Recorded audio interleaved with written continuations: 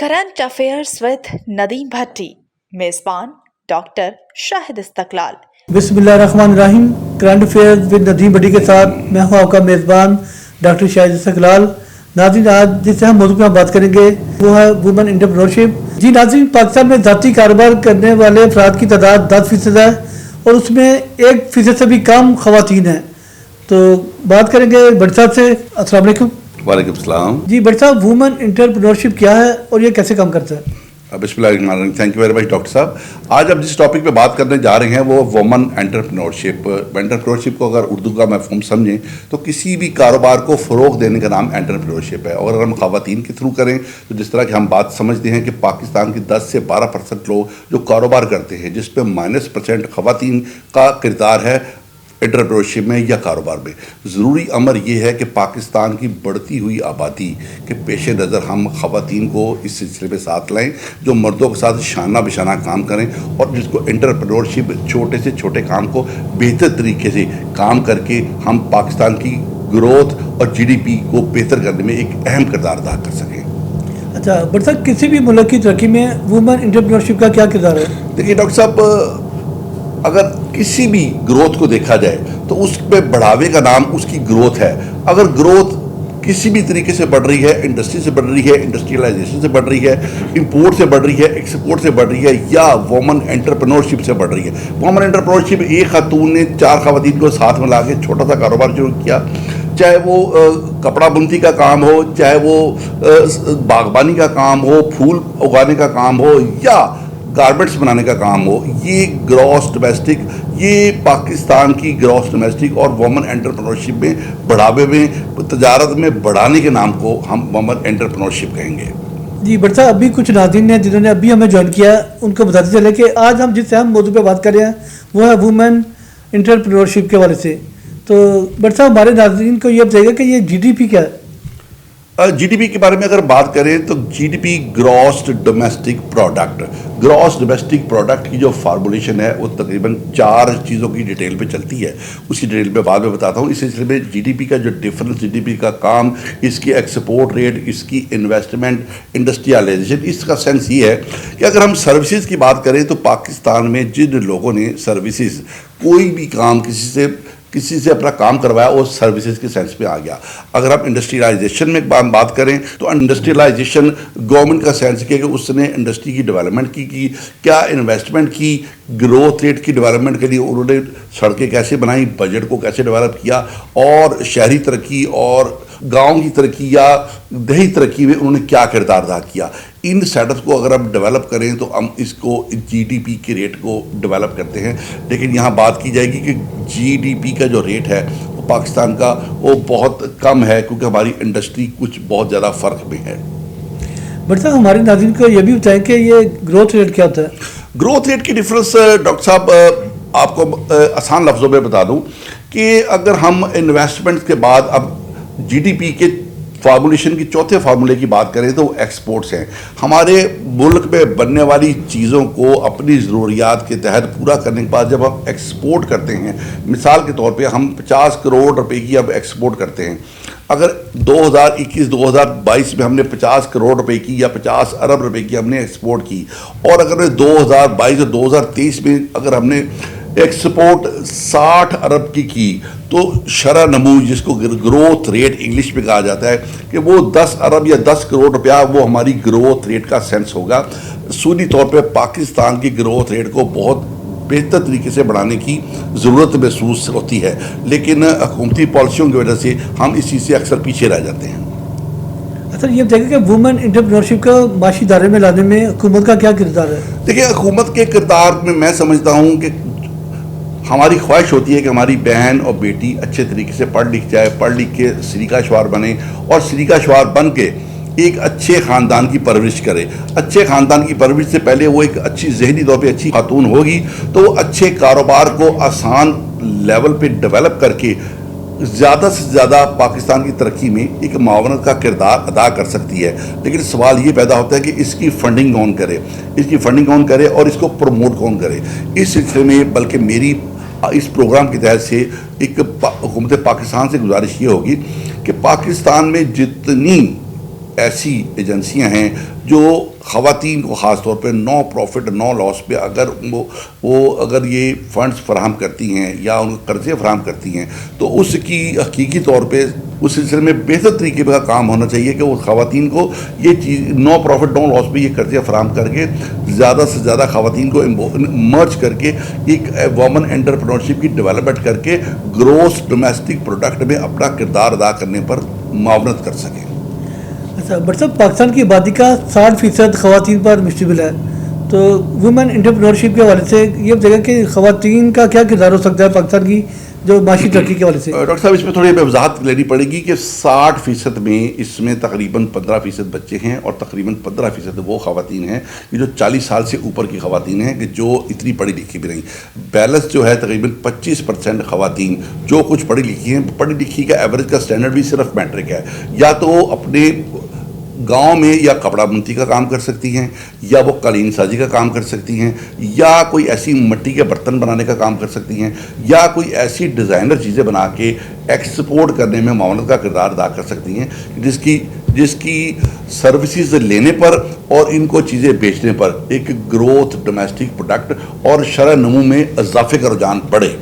اچھا بٹ صاحب، پاکستان کی آبادی کا زیادہ حصہ دیہاتی آبادی پر ہے، تو دیہاتی جو خواتین ہیں ان کو کاروبار میں لانے میں آپ کیا تجویز دیں گے؟ دیکھیے پاکستان میں تقریباً 78% ایگریکلچر لینڈ ہے اور اس پہ ہی خواتین و مرد حضرات وہیں رہتے ہیں. اکثر لوگ یہ سمجھتے ہیں کہ ہم نے اپنی خواتین سے کام نہیں کروانا، لیکن میں سمجھتا ہوں کہ اپنی خواتین کو اپنے کام میں شامل کر کے، چاہے وہ کلٹیویشن ہے، ایگریکلچر کلٹیویشن ہے، باغات ہیں، آم کے باغات ہیں، کینوں کے باغات ہیں، یا امرود کے کسی بھی قسم کے باغات ہیں، ان کو سینچنے میں، ان کو بنانے میں، ان کے کسی بھی کام میں ان کی معاونت ضروری ہے. ضروری کر کے آپ پیسے کے لیول کو بچا کے اپنا زیادہ سے زیادہ فائدہ ڈیولپ کر سکتے ہیں. زیادہ فائدہ پھر بھی شرح نمو میں جائے گا، وہی آپ کی ایکسپورٹ کا ڈیفرنس بنے گا جو آپ کی ملکی ترقی کا حقیقی راز ہے. جی بٹ صاحب، دیکھیں کہ ایک کمانے والا ہے اور 10 کھانے والے ہیں.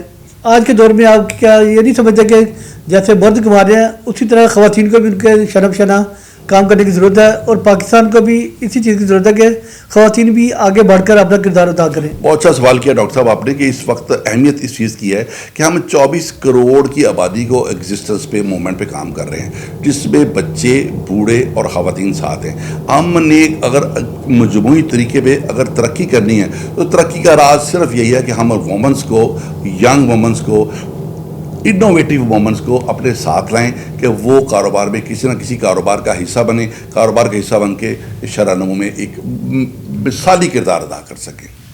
تو بٹ صاحب، یہاں پر عموماً یہ دیکھنے میں آتا ہے کہ خواتین پڑھ لکھ کر اگر انہوں نے MBBS کیا تو وہ اپنا نہ کلینک کھولتی ہیں، نہ ہی وہ کہیں جاب کرتی ہیں. اگر کسی نے ڈگری لیا ہے، ماسٹر کیا ہے ایجوکیشن میں، تو وہ نہ تو کہ انہوں نے اپنا ایجوکیشن کا ادارہ بنایا اور نہ ہی کہیں انہوں نے جاب کی. اس طرح بے شمار ہمارے ریسورس جو ضائع ہو رہے ہیں کہ خواتین کو ہم اتنی اچھی تعلیم دیتے ہیں مگر اس کے بعد ہم انہیں کاروبار کرنے کی اجازت کیوں نہیں دیتے؟ ویری گڈ کویشچن ڈاکٹر صاحب، آئی اپریشیٹ یور کویشچن.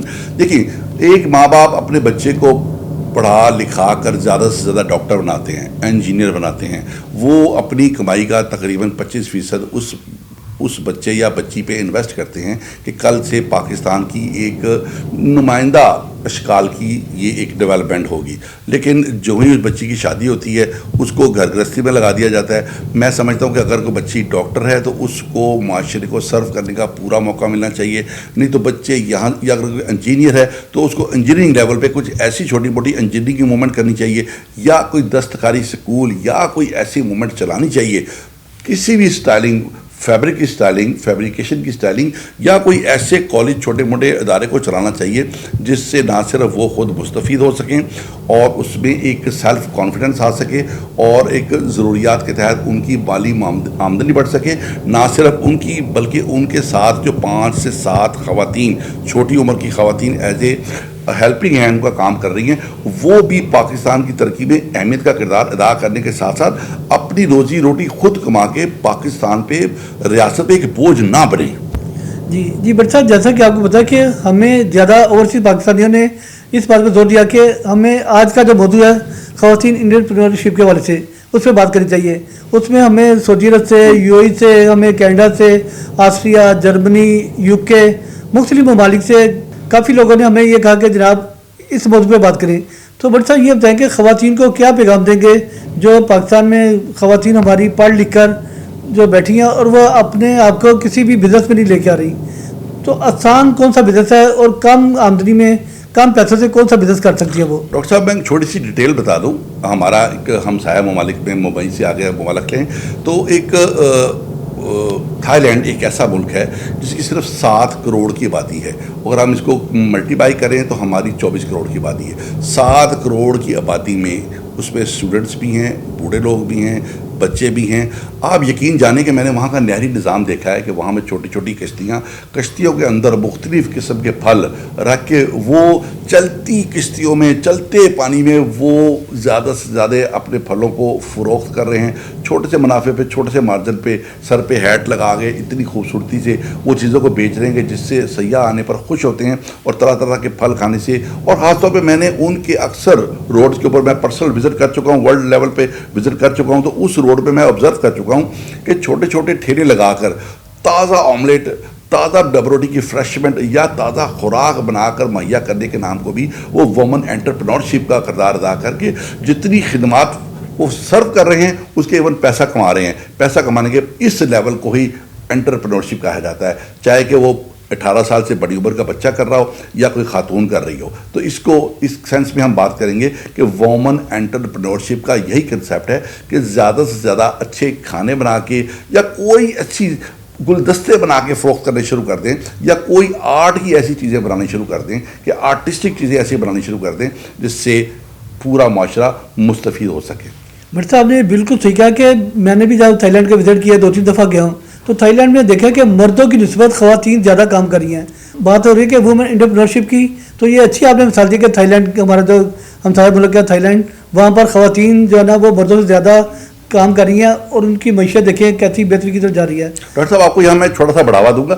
دیکھیے مرد اور خواتین مل جل کے کام کریں گے تو معاشی ترقی میں اضافہ ہوگا. اور آپ کے پہلے سوال کا ریفرنس کروں کہ ایک کمانے والا اور 8 یا 10 کھانے والے، تو میں سمجھتا ہوں کہ بہت سے بڑے اجناس کے خزانے بھی جو ہیں وہ بھی ختم ہو جائیں گے. اور اگر میں بلکہ انفارچونیٹلی بات کروں گا کہ ہمارے پاکستان کی آبادی وہ بہت زیادہ خطرناک حد تک اتنی بڑھ چکی ہے کہ یہاں بہت ضروری ہے اس اہمیت کی کہ وومن انٹرپرینورشپ کی ڈیولپمنٹ اور اس کی اہمیت کے اوپر کام ہو. ہمارے جو لوکل چیمبرز ہیں، ہمارے فیڈریشن پاکستان چیمبر ہیں، لیڈیز چیمبر ہیں، لیڈیز چیمبر میں اسپیشلی میں ڈاکٹر شیلا صاحبہ کی بات کروں گا اور طاہرہ نسیم صاحبہ کی بات کروں گا کہ انہیں لیڈیز کلب کے تھرو خواتین کو موٹیویٹ کرتی رہتے ہیں. ہمارے لوکل کلب میں وہ موٹیویٹ کرتے رہتے ہیں اور ایسے سیمینار کرواتے رہتے ہیں کہ جس سے وومن کو انٹرپرینورشپ کا کنسیپٹ ملے، چاہے وہ ہیئر ڈریسنگ کا کام ہے، چاہے ڈریس لرننگ کا کام ہے یا باغبانی کا کام ہے یا بھی کوئی چھوٹی سے چھوٹی چیز بنا کے اس کو فروخت کرنے کا کام ہے. تو میں سمجھتا ہوں کہ یہ ایسے لیڈیز کلب اور خاص طور پہ ایسی خواتین جن کا نام میں پہلے لے چکا ہوں، ان کو زیادہ سے زیادہ اپریشیشن دی جانی چاہیے. اپریشیشن دی کے ان کو باقاعدہ اپنی اکانومی میں افادیت کا حصہ بنانا چاہیے. بلکہ برسا اب تو بڑا آسان ہو گیا کاروبار کرنا. اب جب سے یہ ڈیجیٹل میڈیا، سوشل میڈیا یہ چیزیں آئی ہیں، اب گھر میں بیٹھ کے بھی خواتین انٹرنیٹ کے ذریعے بے شمار بزنس کر سکتی ہیں. ڈاکٹر صاحب اس سلسلے میں آپ کی بات کو بڑھاوا دوں گا. اس سلسلے میں آپ کو خاتون کو، کسی وومن انٹرپرینور کو انوویٹر ہونا بہت ضروری ہے. جب تک وہ کاروبار میں جدت یا انوویشن نہیں لائے گی تو میں سمجھتا ہوں کہ وہ اس کا کاروبار عام ہی رہ جائے گا. کاروبار کی انوویشن، اس کی ڈیولپمنٹ سیکھنے کے لیے نئے نئے اسکل سیکھنے پڑیں گے. نئی ڈیولپمنٹ، نئی جدت کی جتنی چیزیں ان کو سیکھ کے سمجھ کے اپنے کاروبار میں لگا کر زیادہ سے زیادہ پیسے کمانے کے نام کو میں سمجھتا ہوں یہی وومن انٹرپرینورشپ ہے. اور اگر یہی شانہ بشانہ پاکستان کی ترقی میں کام کریں تو پاکستان ایک ترقی پذیر سے ترقی پسند ملک بن کے IMF سے اور ایسی تمام ایجنسیوں سے اپنا پیچھا چھڑا سکتا ہے. بٹ صاحب یہ بتائیں کہ جو پاکستان کے چیمبرز ہیں اور خواتین چیمبرز ہیں ان کا کیا کردار ہے خواتین کو بزنس میں لانے کے لیے؟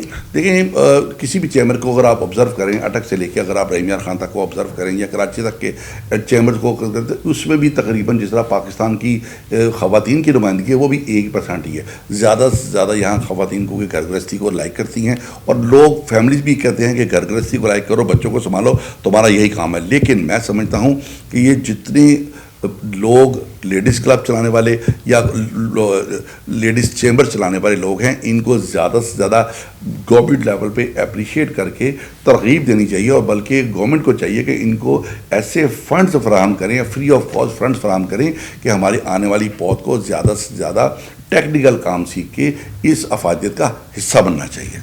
अच्छा भट्ट साहब, आपके और मेरे एक कॉमन दोस्त हैं काशी यूनुस महर, जो कि साबिक सीनियर एसएसएल भी रहे लाहौर चैम्बर ऑफ कॉमर्स के। उन्होंने इस बारे में बड़ा काम किया है वुमेन एंटरप्रेन्योरशिप के वाले से, बेशुमार उन्होंने प्रोग्राम भी करवाए हैं, और वो इस चीज़ को बहुत ज़्यादा अहमियत देते हैं कि जी वुमेन एंटरप्रेन्योरशिप होगी तो पाकिस्तान में मईशत बेहतर होगी।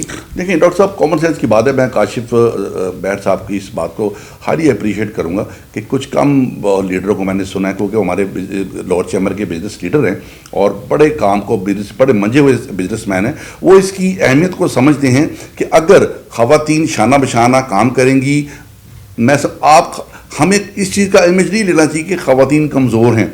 देखिए अज़हान अल्लाह की तरफ से बनाए गए हैं, और ख़वातीन वैसे भी बड़ी बाशाऊर होती हैं और बड़ी तरक्की करने वाली ख़वातीन हैं, और अगर ख़वातीन मिलजुल कर पाकिस्तान के लोगों के साथ काम करें तो मैं समझता हूँ कि ये बहुत अच्छी तरक्की की बात है। बल्कि मैं उनके प्रोग्राम्स की बात करूँ तो उन्होंने जो हॉस्पिटल्स राबिया हॉस्पिटल बनाते रखे हैं, वो भी उन्होंने पूरा का पूरा ख़वातीन को ही दिया हुआ है कि ख़वातीन ही अपने एंटरप्रेन्योरशिप से, अपने हुनर से उस कारोबार को चलाएं और ख़वातीन को ही सर्व करें। ये भी एक मुल्क की तरक्की का एक बहुत अच्छा हिस्सा है।